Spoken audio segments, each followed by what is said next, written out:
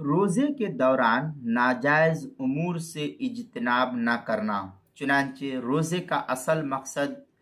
جو اللہ تعالیٰ نے ہم کو بتلایا ہے وہ تقوی کا حصول ہے اور گناہوں سے بچنا ہے۔ لہذا جو شخص روزہ رکھ کر بھی گناہوں سے نہ بچے تو ایسے شخص کے بھوکے پیاسے رہنے کا کوئی خاص فائدہ حاصل نہ ہو پائے گا، جیسا کہ نبی اکرم صلی اللہ علیہ وسلم کا یہ ارشاد اس طریقے سے ہے کہ من لم یدع قول الزور والعمل به فلیس للہ حاجۃ فی ان یدع طعامہ و شرابہ۔ یہ بخاری شریف کی روایت ہے، جلد نمبر 1 صفحہ نمبر 255، مشکات المصابیح جلد نمبر 1 صفحہ نمبر 176۔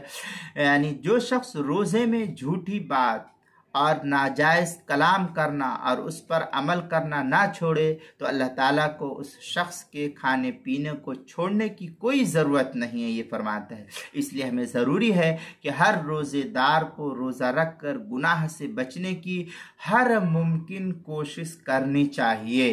اور اگر کوئی دوسرا شخص اسے گناہ پر آمادہ بھی کرتا ہے، اس کو گناہ کی دعوت بھی دیتا ہے، تو پھر ایسے موقع پر صبر و ہمت سے کام لے کر اس سے بچنے کا اہتمام کرے اور کثرت سے جو ہے استغفار کرے، تو امید ہے درود شریف کا اہتمام کرے تو امید ہے کہ اس گناہ سے جو ہے اللہ تعالیٰ اس کی حفاظت فرمائیں گے۔ چنانچہ تفصیل جو ہے کتاب المسائل کی دوسری جلد صفحہ 143 پر نقل کی گئی ہے۔